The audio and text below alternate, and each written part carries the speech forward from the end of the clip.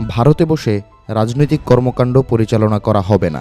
মোদী সরকারের এই সিদ্ধান্তের ৩ দিনের মাথায় প্রকাশ্যে আসার ঘোষণা দিলেন শেখ হাসিনা। এর মাধ্যমে কি দীর্ঘদিনের মিত্রকে চ্যালেঞ্জ ছুড়ে দিলেন আওয়ামী লীগ সভানেত্রী? আর প্রকাশ্যে এসে কী বা বলতে যাচ্ছেন তিনি? আগামী ৫ আগস্ট শেখ হাসিনা নেতৃত্বাধীন সরকার ক্ষমতাচ্যুত হবার দ্বিতীয় বার্ষিকী। ওই দিনই ভারতে প্রথমবারের মতো কোনো উন্মুক্ত আয়োজনে বক্তব্য দিতে যাচ্ছেন আওয়ামী লীগ সভানেত্রী।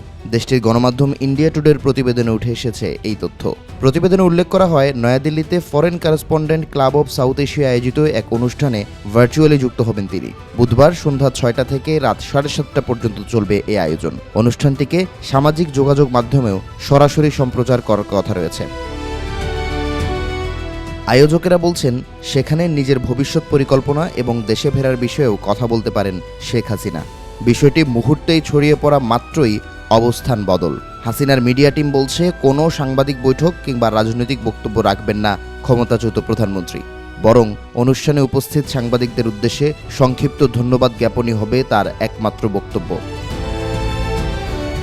কিন্তু এখানেই তৈরি হয়েছে নতুন নাটকীয়তা। মিডিয়া টিম বলছে, ২ বছর ধরে আওয়ামী লীগের খবর বিশ্বব্যাপী ছড়িয়ে দেয়ায় আন্তর্জাতিক সাংবাদিকদের প্রতি কৃতজ্ঞ হাসিনা। তাই ডিসেম্বরে দেশে ফেরার আগে তাদের জন্য ধন্যবাদসূচক বক্তব্য দিতে চান সাবেক সরকার প্রধান।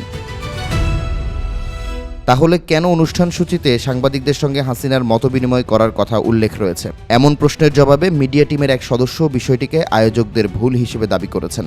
যদিও সম্পূর্ণ বিষয়কে ভুল হিসেবে দেখতে নারাজ বিশ্লেষকরা। তাদের দাবি, মোদী সরকারের অপ্রত্যাশিত নিষেধাজ্ঞার সিদ্ধান্তে শেষ মুহূর্তে অবস্থান বদল করেছেন হাসিনা। ফলে তার বদলে সাংবাদিকদের প্রশ্নের উত্তর দিতে পারেন পুত্র সজীব ওয়াজেদ জয়।